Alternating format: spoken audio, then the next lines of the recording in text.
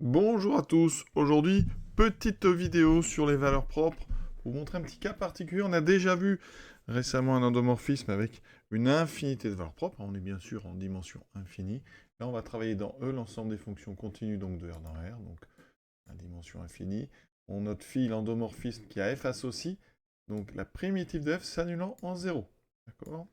Déterminer les valeurs propres de phi si elles existent.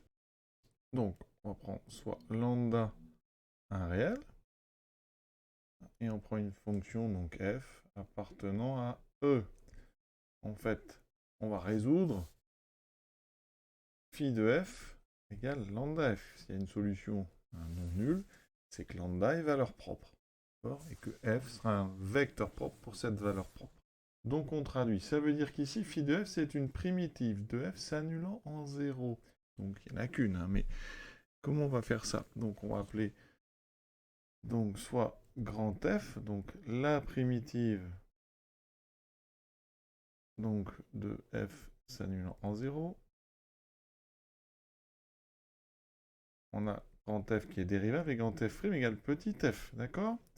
Donc là, on résout grand F égale lambda f. Ça veut dire qu'ici, on cherche à résoudre grand F égale lambda grand F'. Donc là, on est tombé sur une équation du premier ordre, homogène.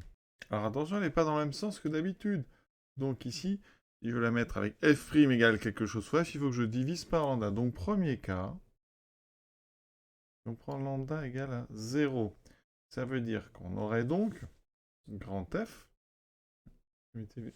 grand F, c'est une primitive, serait une constante égale à 0. Donc ça voudrait dire que petit f serait égal à 0. Donc déjà, ici, les seules possibilités pour mu de f, phi de f égale 0, c'est f petit f égale 0. Donc ça veut dire que lambda, donc 0 n'est pas valeur propre. Valeur propre, c'est vraiment que vous pouvez trouver un vecteur non nul, d'accord, tel que phi de f égale lambda f ici, on n'en trouve pas, hein, que ça impose forcément f égale 0. Donc 0 n'est pas valeur propre. Deuxième cas, donc, lambda différent de 0. Ça veut dire que phi de f égale lambda f, ça équivaut à donc f' égale 1 sur lambda f. Donc là, on a bien une équation du premier ordre, hein, la forme y égale a y. On connaît les solutions. Les solutions, je vous les rappelle, c'est les fonctions kx associent alpha exponentielle ax, avec alpha appartenant à R. Donc d'après ça, ça veut dire que, ici, il existe un réel alpha, tel que, pour tout x appartenant à R, grand f de x, donc l'expression, c'est alpha exponentielle ax. D'accord? Or, on veut une primitive qui s'annule en 0. On veut f de 0 égale 0. Parce qu'on travaille avec cet endomorphisme particulier, hein, qui associe à chaque fonction sa primitive, donc s'annulant en 0. On n'a pas vérifié, mais c'est évidemment un endomorphisme. Hein. On vous le dit dans le texte de toute façon, vous pouvez l'admettre, mais il n'y a pas de difficulté à le montrer.